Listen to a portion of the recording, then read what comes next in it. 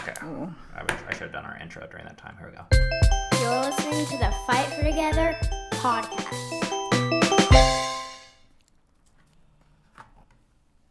Okay, so one of the reasons why I'm doing this podcast, if you're a fan or viewer of our YouTube channel, you know that our YouTube channel is basically like inactive.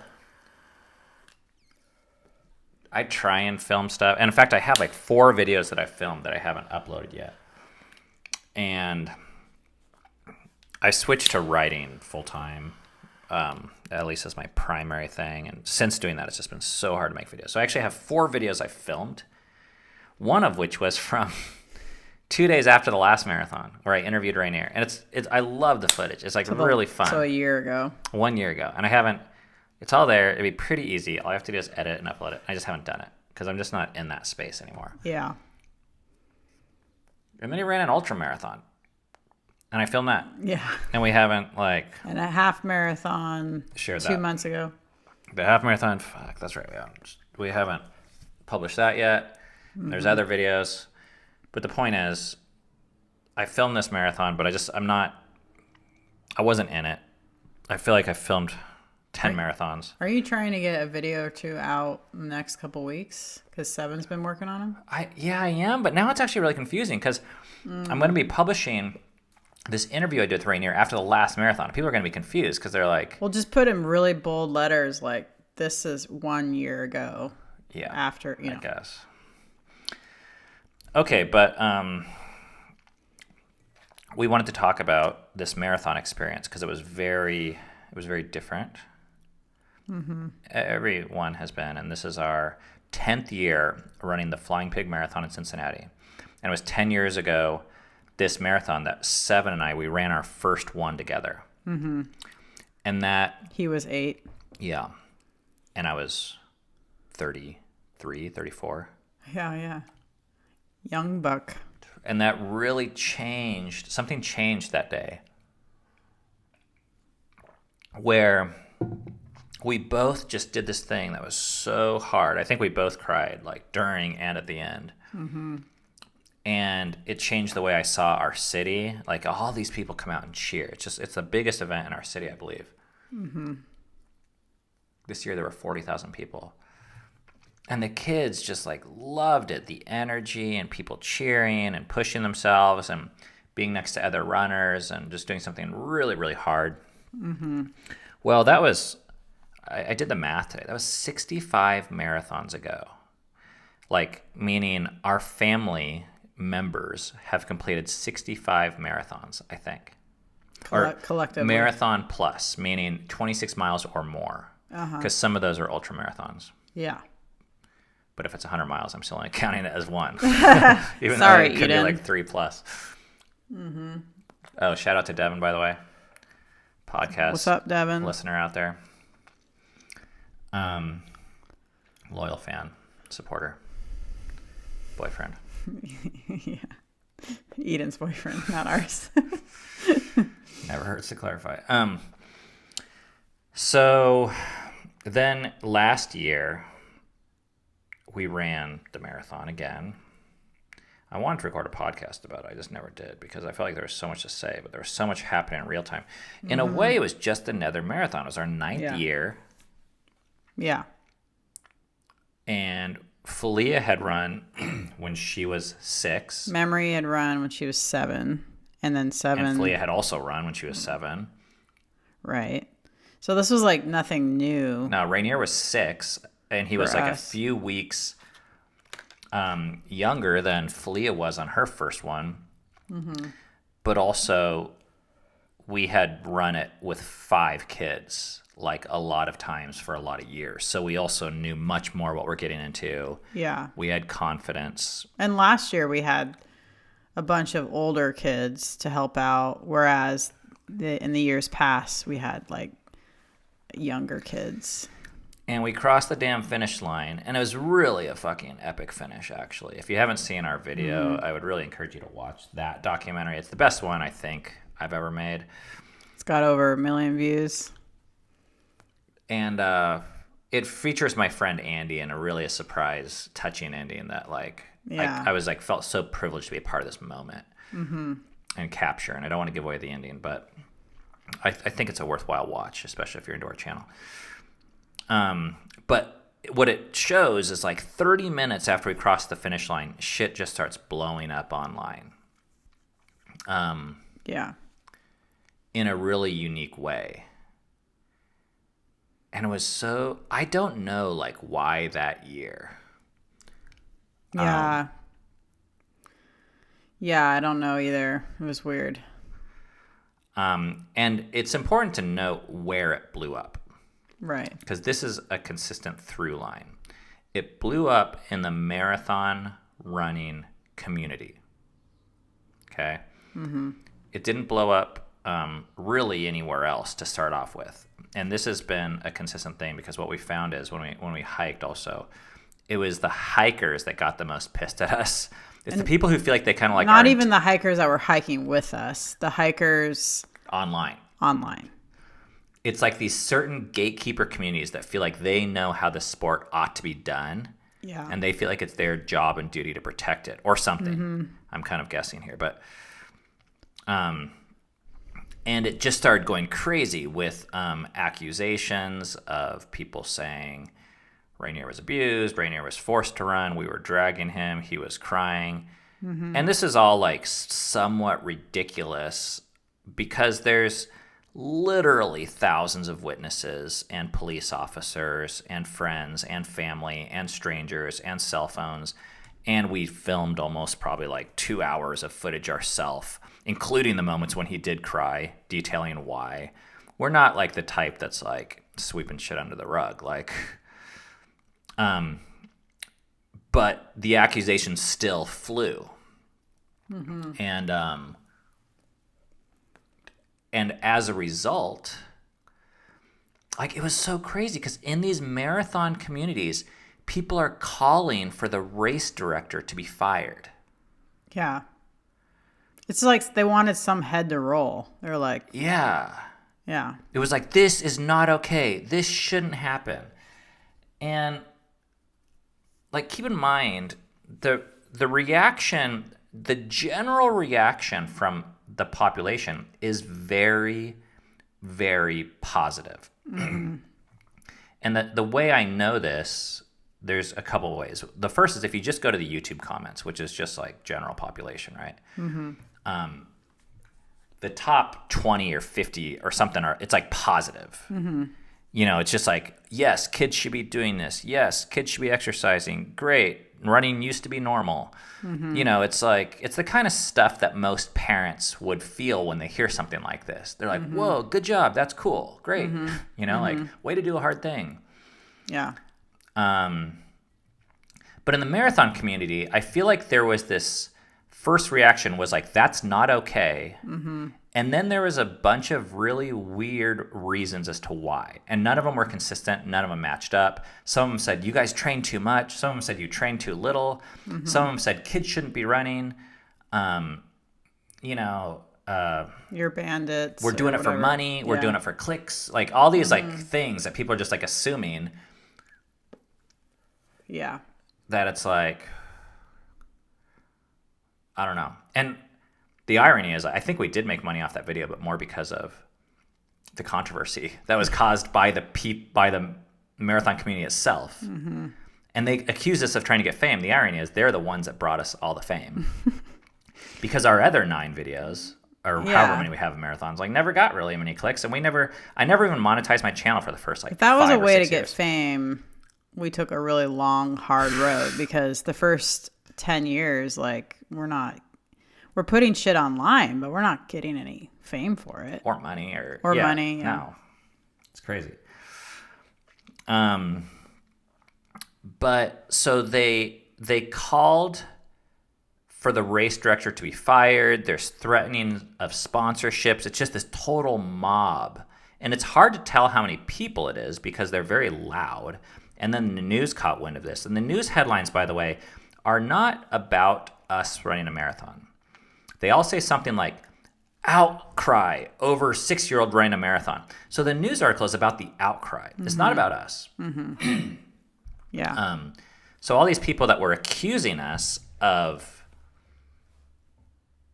trying to get fame, the irony is, I already said this, but they were the ones that gave it to us. Yeah. Like, they were the ones that created the attention. Before that, there wasn't much attention. Right. So then we basically got thrown under the bus by the Flying Pig race fucking PR legal team or whoever the hell it was. Mm-hmm. The race director signed off on it, but I have some inside information that would indicate that it wasn't really her voice, Right. or motive. And I don't really want to get into it or share that, but that's just, that's just the story. And we have plenty of documentation to show like the support and sentiment over the years, because the Flying Pig was very supportive over us, and we are very grateful to the organization for how they've helped us over the years. And the fucking awesome race that they put on. People are saying like, oh, why don't you start your own race? Screw them. And I'm like, no, man, this is an awesome race. It's like really cool. It's really good. Yeah. But what happened was this mob was calling for, you know how it's always in those movies where like someone will lose a war and they're like, someone's going down. We have to feed someone to the sharks. Like someone has to be fired. Like it's the general or that was the thing. It was just like someone had to be blamed because the public was pissed. So the Flying Pig threw us under the bus, and they said, these guys were basically bandits and would have done it anyways, and blah, blah. And then they changed the rule, which actually the rule was kind of already 18 or over, I believe. It's almost like they just clarified it stronger or something. They made it more intense. Yeah. And I just feel like that's a huge shame. Shame on the running community, because that's a win for them. Yeah. But here's the facts. There are no scientific or medical studies that indicate that long-term running is dangerous for kids. And even if there were, by the way, I would be very cautious about any study that just picks apart one isolated activity. Because as we all know, life is complex, right? Running might be bad for you, but is it worse than iPads for 8 hours? Like, what are the studies on that? And what, Or Lucky Charms. Yeah, we can't just look at one thing. You have to like kind of compare it with the other options of what's available. I mean, in a way, like, I feel like all of life is bad for you. Yeah. But that's neither here nor there. There's just no proof about it. Yeah. Yeah. Well, what makes me sad is I think of, in years past, there's a few of our friends who had kids that ran it, and they're not going to do it anymore. It's just like too hard. It's like we're doing it, but we're in it. It was worth it to us, but it's like making it, it's already hard enough, right? Like, who's going to be out there with a kid doing a marathon in our culture? Not very many people. But it's like, okay, so for one kid, you're just making it harder now for like other kids, like a 14-year-old that like, that's probably totally capable of running a marathon. I don't know. And that's what like, that is so unfortunate, because my stance is not that all kids should run marathons at all. No. Our kids are pretty unique. Our family's pretty unique. It's not to say that no kid could run a marathon, but I don't think kids should be forced to run. I don't think kids should be. I don't even think competition sports is like generally good for kids, especially in the younger age. I think they should be focused on exercise, having fun, getting out, enjoying life.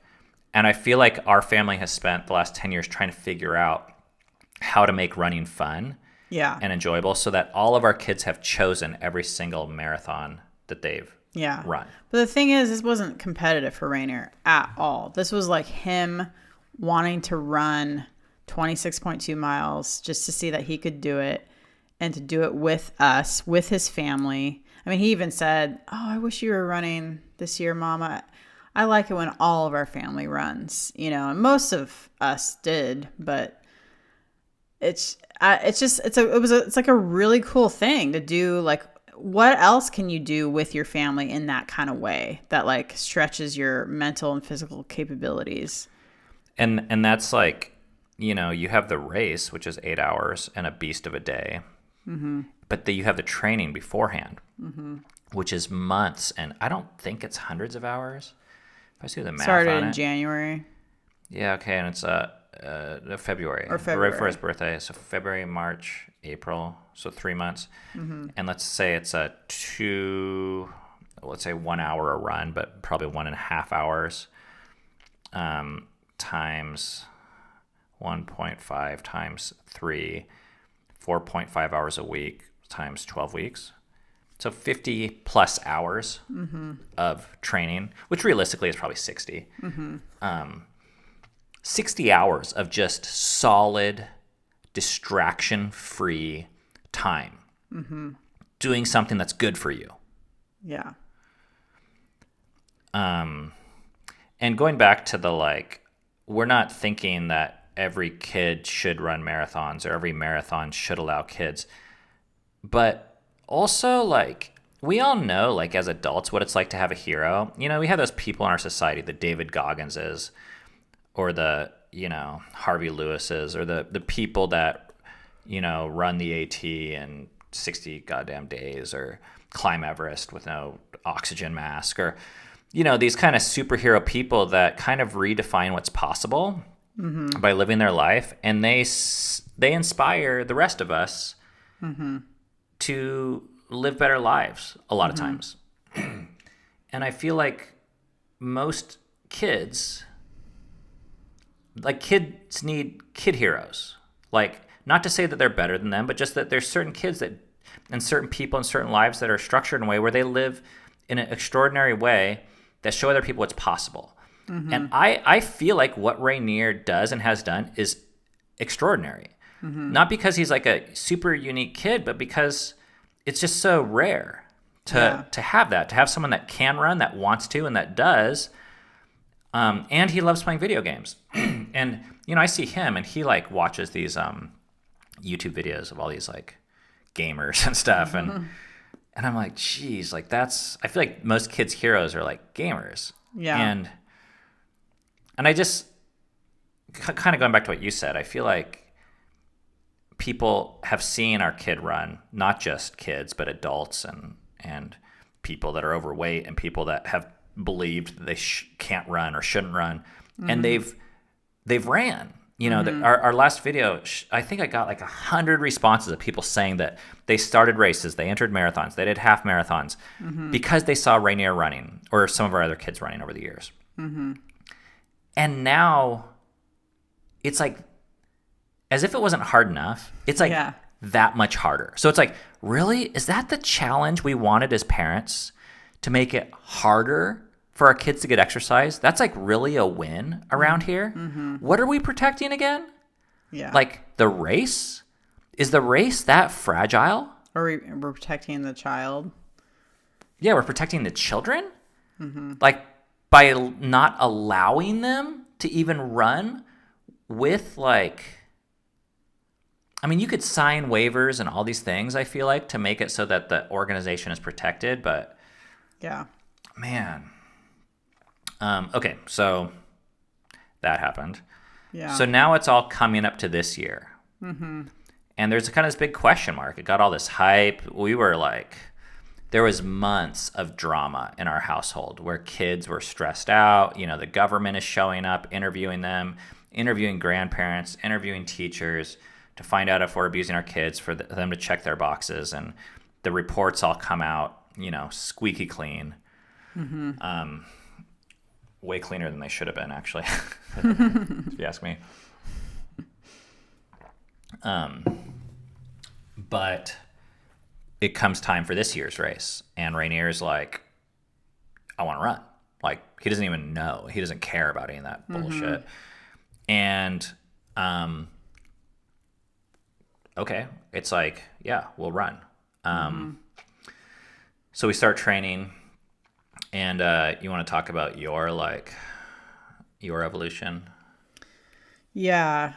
Pretty early on in the training, I was feeling not much energy to do the training and to do the marathon. And I just felt like I don't have it in me. Part of it, I'm not sure how much of it had to do with the controversy last year, but I'm sure some of it had to do with it. But I kind of feel like I would have eventually come to this anyways. I had done the marathon for a number of years, and I don't know. And I just sort of, it was hard because there was a part of me that really wanted to do it with everyone.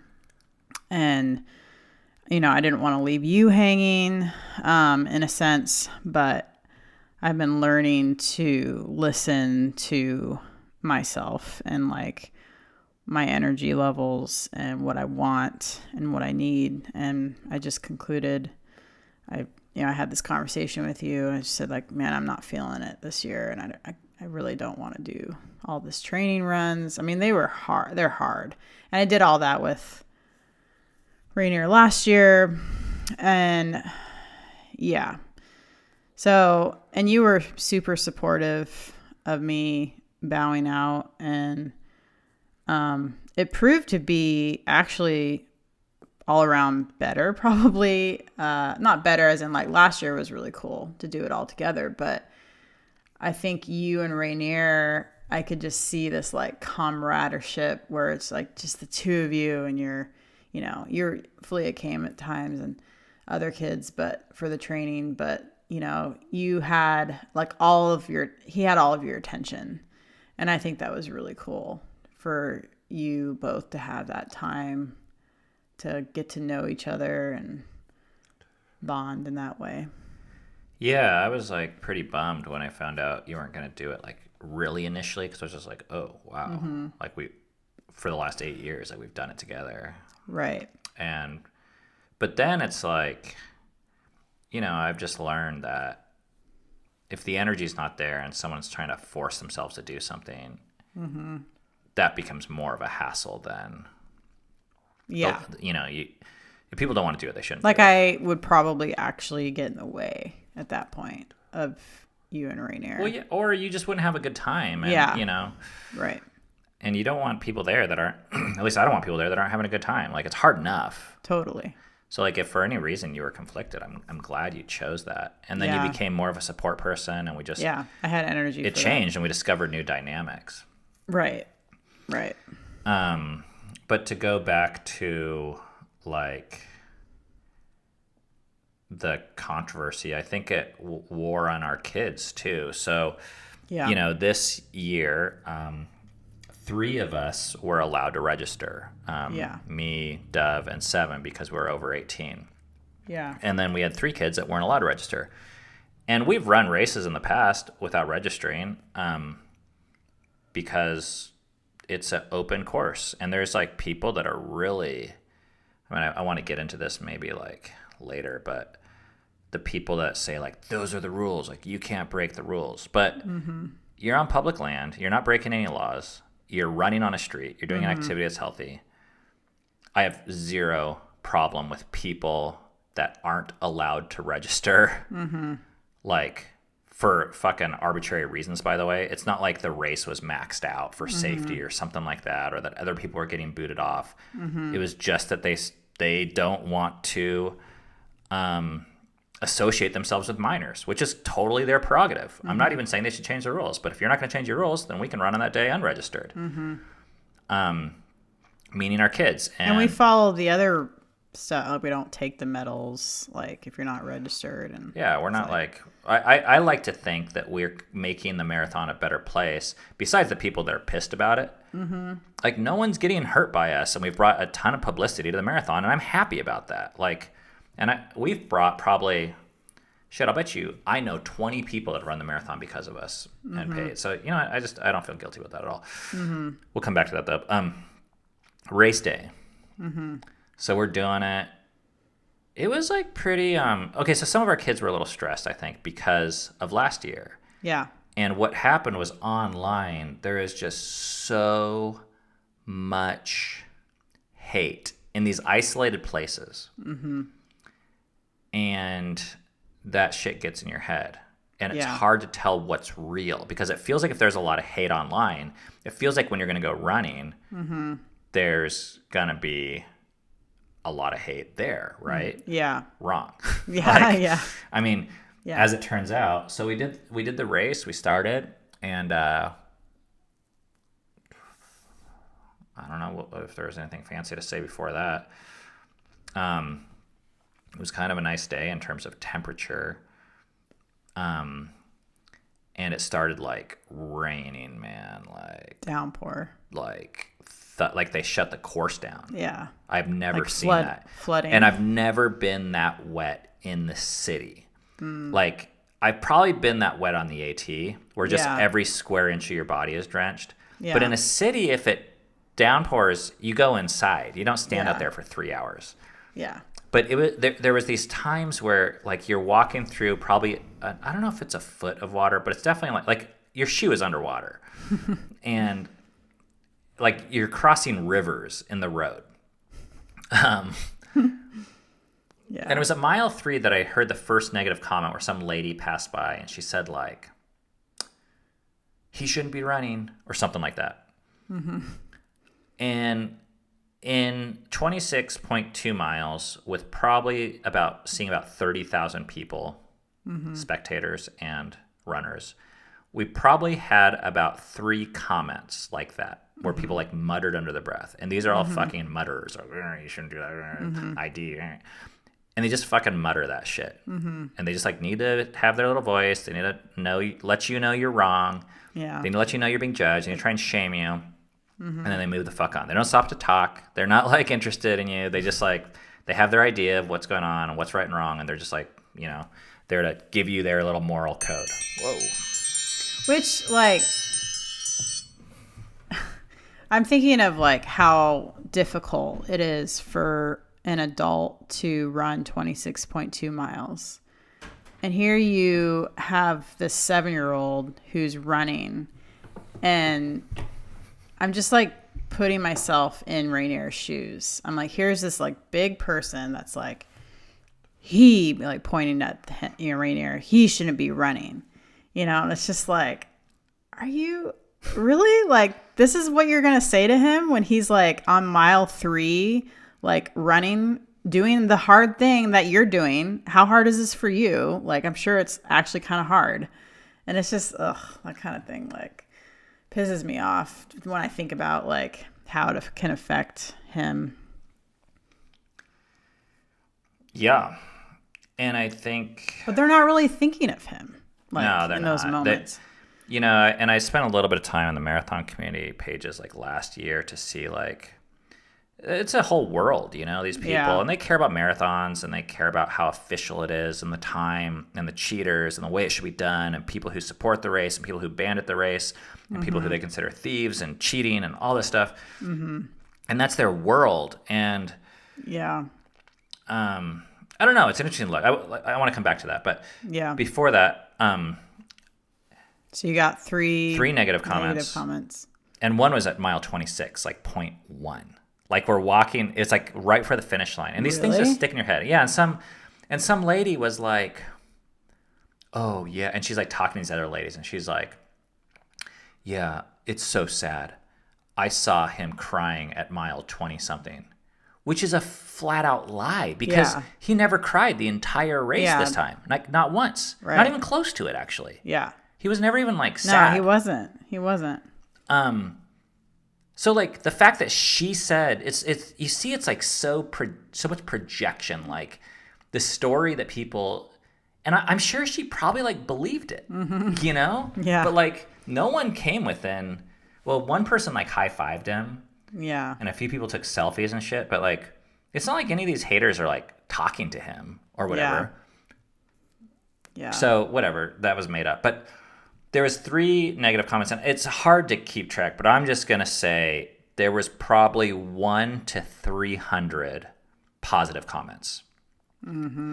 which we've always got positive comments. Like, you know, we have a YouTube channel and we've run the race like, you know, I think 8 times or something in the last 10 years. So people will say, and we do the half marathon. So people say like, oh, we saw you on the half marathon. Oh, we saw you last year. Oh, are you the family? Or are you the family that hiked the ATs? So great. So inspiring. You know, that kind of stuff. This was 10 times more. This year. 10 times more positive feedback than I've gotten before. Wow. From whatever that hype was. Yeah. And probably about the same amount of negative. Maybe 1 or 2 more. Right. So I just learned it's not real. Like this online world is fucking make believe. Yeah. You know, people get so fucking courageous when it's anonymous. But if you go on there, and the problem is you go on there and these emotions are real, right? That I have. I feel attacked and I feel defensive and I feel vulnerable.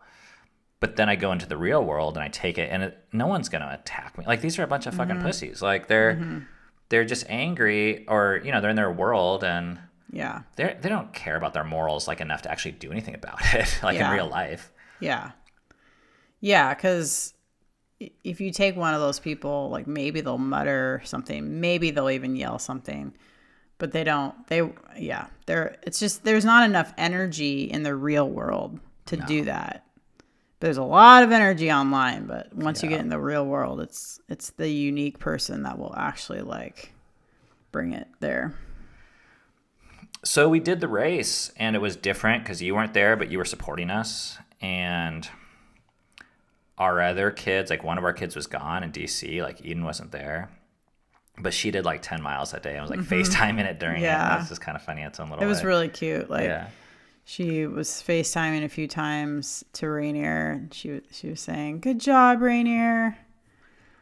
And we had, like I said, 2 kids over 18 do it this year. Yeah. And everyone else did it, but we didn't run it together. Like, I mean, it's pouring rain, like most of it. So to go at Rainier's pace, which he is by far our slowest runner that we've had, child, and we just want to go at his pace. I want to push him so that we can like finish the course before it closes, like if he wants to. But besides that, I don't care. And I think we came in 5th to last place. Yeah. Was what I saw. 8 hours, 20 minutes. But it was 20 minutes faster than last time. Yeah. And it was hard. It was beautiful. Yeah. There was like just these moments where it's just him and I, and we're just like digging deep, and we're like laughing, and you know, at the end of our ropes. But it's also just like he knew the routine. Like it wasn't surprising. It wasn't shocking. He knew he could do it too. He knew there was confidence. He wasn't afraid. Yeah. You know, and there was no tears or no, and I'm not against tears, by the way. Like I've cried on multiple marathons. My kids have cried. It's just like, what, who the fuck is going to, I mean, so many people cry on marathons. Like it's like, well, and even last year, him crying was because he fell and scraped his knee. It wasn't even because he got like emotionally like totally overwhelmed. But I think part was because we're listening to him. We're like, you want to stop? Go ahead. You want a popsicle? Go ahead. You want to play on the playground? Go ahead. I will say, speaking of playgrounds, that ESPN sent a photographer to follow us a bit and took pictures because there's going to be an article coming out supposedly. I don't know anything about it, if it's going to be positive or negative, but that's the only media organization that I've participated with this year. I got contacted by other news organizations before, and they're all like just trying to, I feel like they're just trying to stir up drama and be like, I was like on the front page of the newspaper, like your name. Yeah. Our names, new rules. Was my name in there too? Yeah. Ben and Cammie Crawford. It said, new rules for the flying pig, and they were like trying to figure out if our kid your was mom brought it over because we don't get the newspaper, but they do. So I was like, jeez. So yeah, it was beautiful. and some of the kids came back and ran across the finish line with us, and Yeah. we crossed the finish line, and the tone at the finish line was different. So there was like, yeah. Well, in previous years, I felt like there was a lot of positivity and energy of like, oh, wow, good job, everyone, from the people receiving us. Because they were, there's always people there receiving And it was the like runners. the race staff. Yeah. And it was sort of like, well, you can tell. Like, Well, this year, they went right to me, and they put the medal on my neck so damn fast. Yeah. And then they like disappeared. Yeah. And I didn't even want the medal on my neck. I was going to give my medal to Rainier. Mm-hmm. But they like put it on my neck and like ignored him, which like, is fine. They don't need to pay attention to him. I mean, they were trying to like draw this line with registration.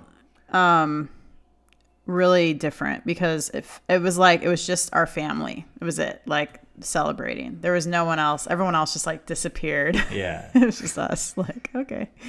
But Which is like accurate, right? Like it's probably accurate to how we felt like after last year. It's like it's us. This is it. Like yeah, and it was cool and it was fine. It was just like different. Yeah. Because I could tell there was like an official. They got the Flying Pig got their fucking ass kicked last year. yeah. By this certain vocal public, and they had to create distance. They can't be seen. And I'm grateful they didn't harass us on the course. And they could have. I want to point that out, that there was no animosity from staff, from they're police, very professional. from people. It was just like fucking live and let live, and they left us alone and we left them alone. Yeah. And it was like, I'm not trying to fucking drag their name through the mud, and I don't feel like they're trying to do that to us, although maybe they had to in that one instance. I mean, I'm fine if they ignore us, right? Like, that's fine. Yeah, I'm not asking for special treatment. I'm not even trying to get all the rules changed. I feel like it's something we should be examining as a society. Mm-hmm. But, okay, so I want to tell the story. There was a race, an employee of the race, that I'm not going to reveal their identity because it's a very key person. Mm-hmm.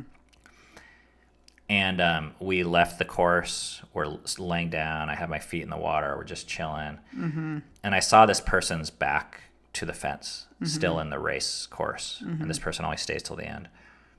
And this is a person I know very well, who is like very high up in the organization, who has helped us and whose name was involved with a lot of the controversy. Mm-hmm. And I was like, oh, should I go talk to this person? Mm-hmm. And I asked Cammie, I was like, should I do it? And I just asked you, like, do you want to? And I was like, yeah, I do. Mm-hmm. So I did. So I go up to the fence and I said this person's name, and this person turned around and they act like they had seen a ghost. They're like, And I was just like, hey, I just want you to know we are so thankful for all the help we've gotten over the years from this organization. Mm-hmm. Thank you. Mm-hmm. And this person said something like, I can't remember the exact line, but it was like, we have both been through more than, we both went through a lot of unfair things this year, and we're forced to do things that we didn't want to have to do. Mm-hmm. And they said, I admire your family and the way you guys adventure and live your life. And I was so glad to see you out here. Mm-hmm. And I'm so glad you came up and said hi to me. Mm. And I hope you know there's no ill will from me to you. Mm-hmm. And I said, same here. I want you to know there's no ill will. Mm-hmm. And once again, we're just so thankful. And this person was like almost crying. And I actually was too. Because it was this beautiful moment where... Yeah, just two people talking. Yeah, and you have these like organizations and these like bureaucratic fucking like movements, you know, and that's what these races become when they're... When you're organizing things for 30,000 people and you get insurance providers involved and you get city officials and you get sponsors, you're doing things for a lot of reasons. It's complex. Yeah. Yeah.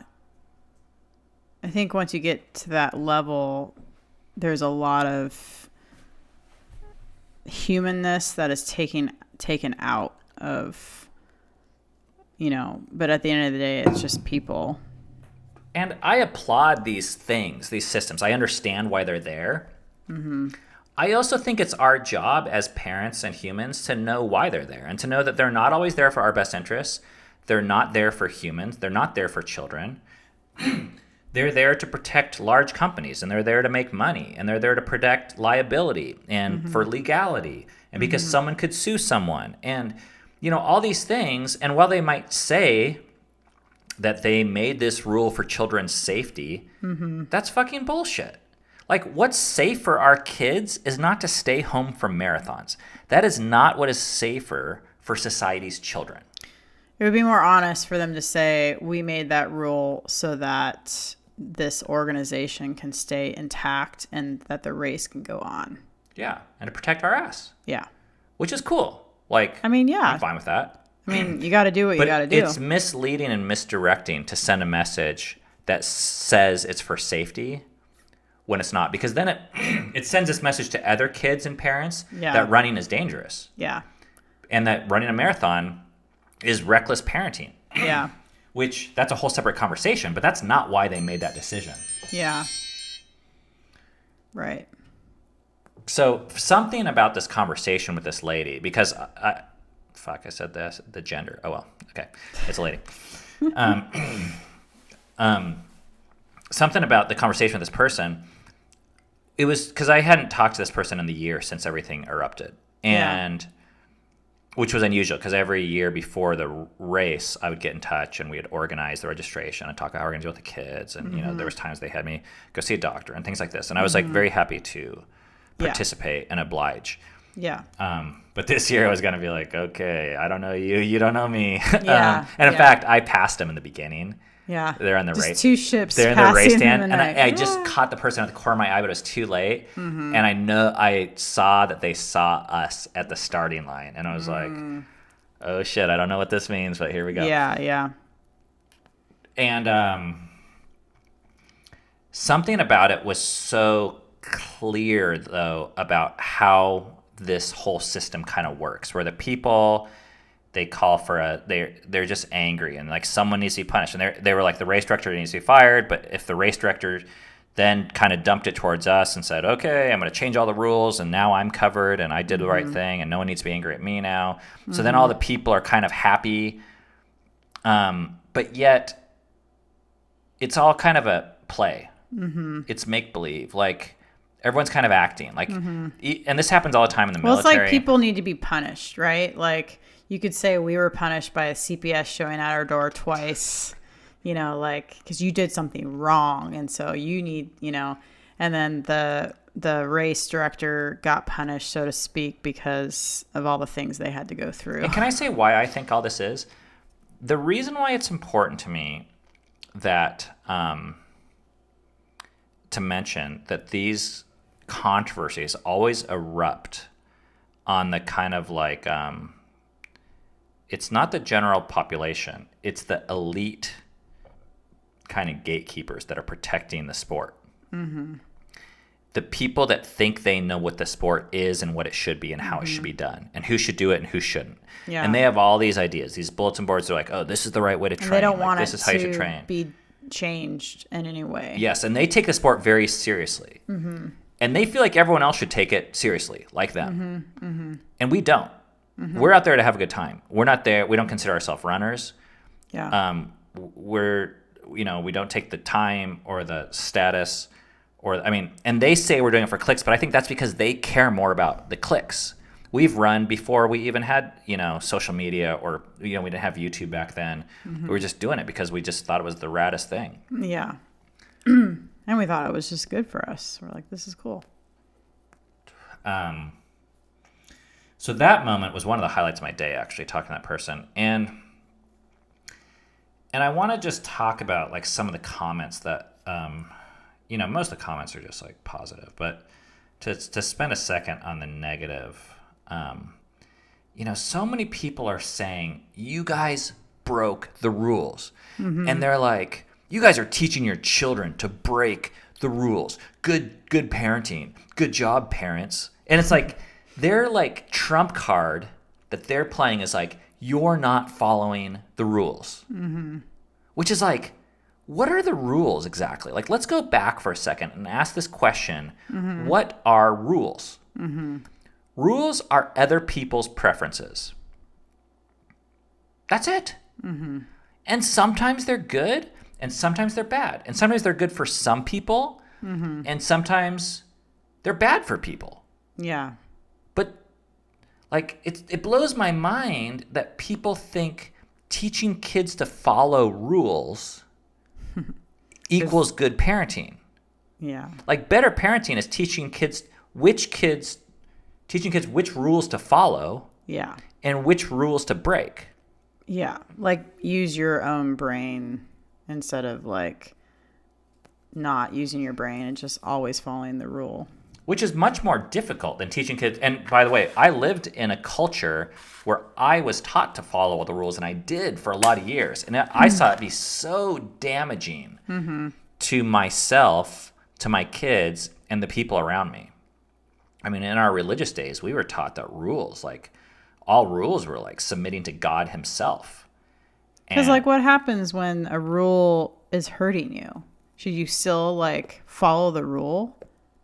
You know? Or what happens if the rule is hurting someone else? Should you still follow the rule? Well, and I'm not trying to equate ourselves to fucking Gandhi or MLK or Jesus Christ or whatever, but one of the things that makes these people my heroes is the way that they didn't follow the rules that they considered unjust. And once again, I'm not saying we're on some holy mission here, because that's not my point. But I do think it's our obligation as parents primarily to look out for the best interest of our kids, not to follow rules. And that's one of the things that's so, I ran for Rainier this year, but in the back of my head was this feeling that the reason why I film it and this stuff and show pictures of it is because I know there's so many parents out there that are afraid to parent the way they believe in because they're going to be shamed for doing something different. If you don't send your kid to school, if you don't do the proper medical stuff, the vaccine stuff, the COVID stuff, the whatever the government, the sports, it doesn't matter. You get shamed for it. Yeah. And guess what? Maybe people are right some of the time, but it creates this culture of fear where you can't even ask, what do I think is best for my kid? Because you're gonna get so ostracized by society for it. Yeah. Yeah, that's a really big problem in our culture. So, like, I think what's more important, because I'm not also, keep in mind, saying, oh, fuck rules, they're not important, no one cares, teach my kids to break all the rules. That's not the point. But yeah, I would want to ask the kids, like, does your participation hurt people? Does it help people? Does it make the world a better place? Is it in line with your values?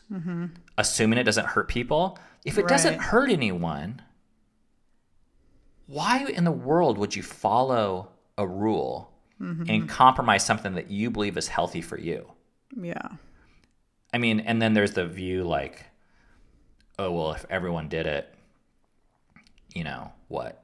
I don't know. Anarchy or something.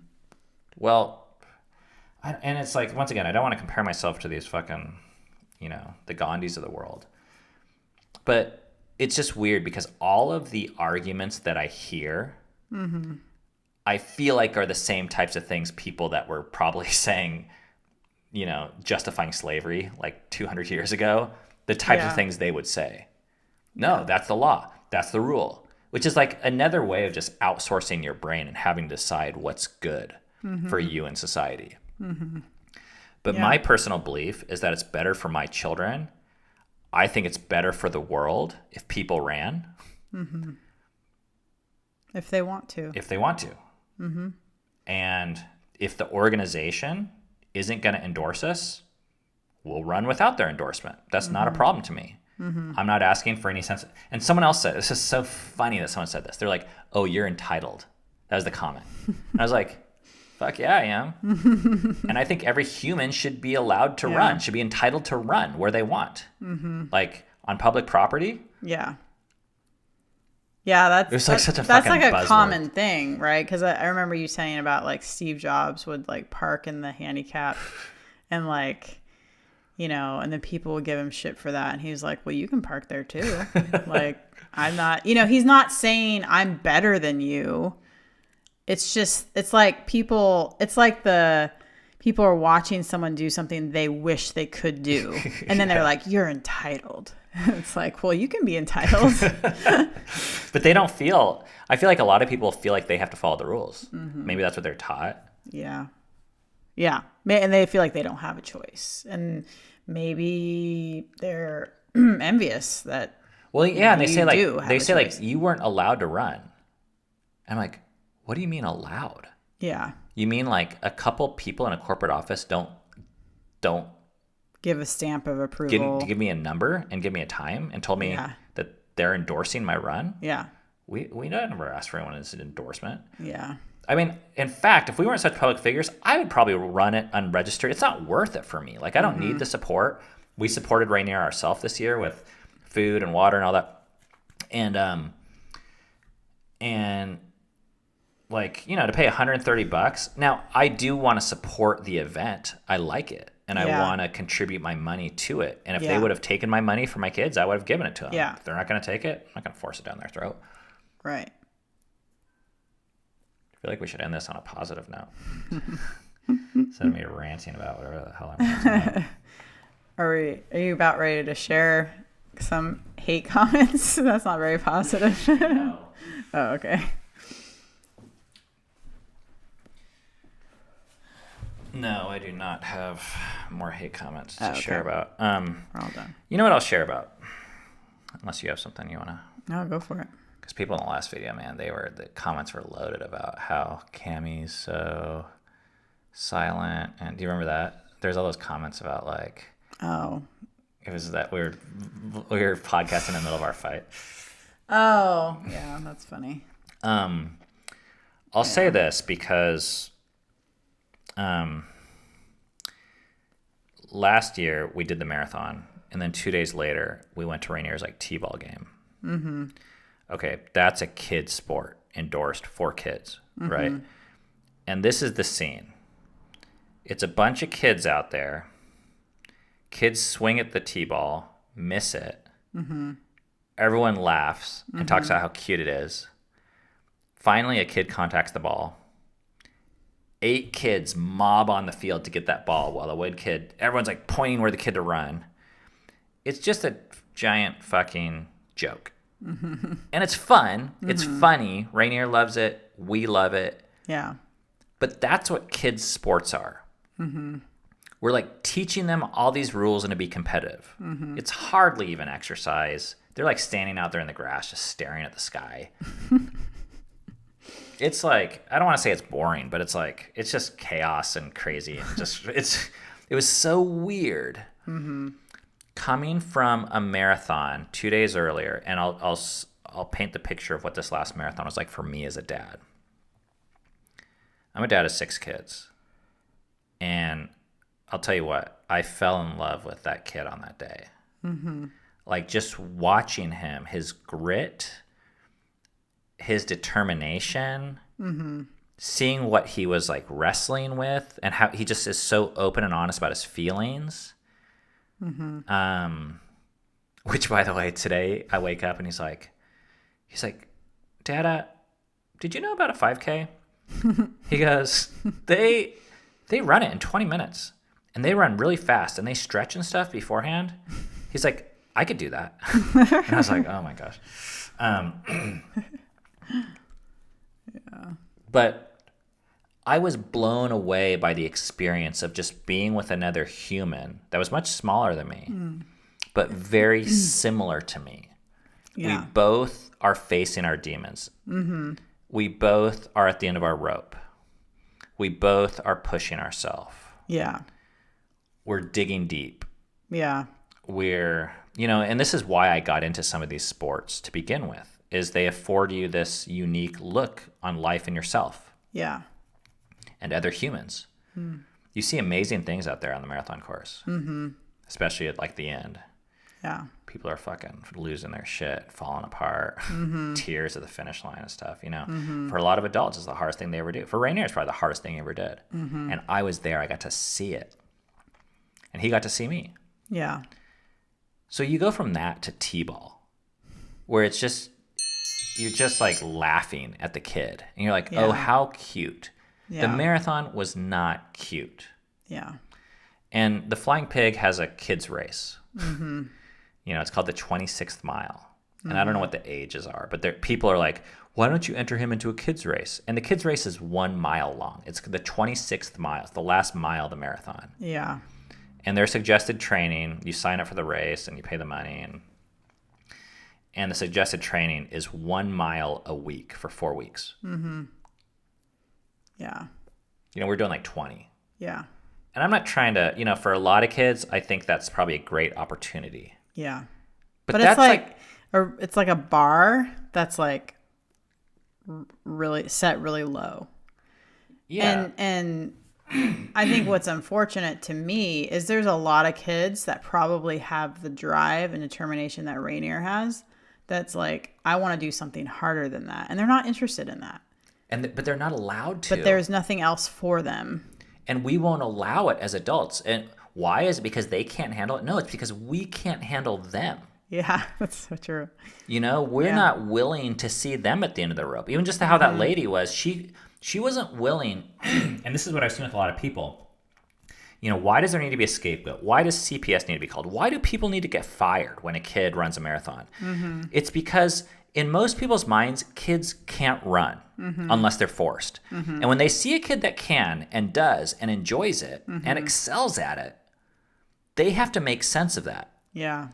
And instead of challenging running and saying, like, maybe running is for more people. Maybe it can be fun. Maybe small kids can do it. Maybe it's not this elite activity that you put the 26.2 mile sticker on your car to separate yourself from all the fucking, plebeians out there. But instead of re-examining running, they're like, get that guy out of here. Get that. Let's change the entire damn rules of the organization, publish it on the front page of the newspaper for one child. Who has the audacity? That's crazy. Yeah. Like, it's not like there was an epidemic where there's a ton of kids out there getting arthritis running.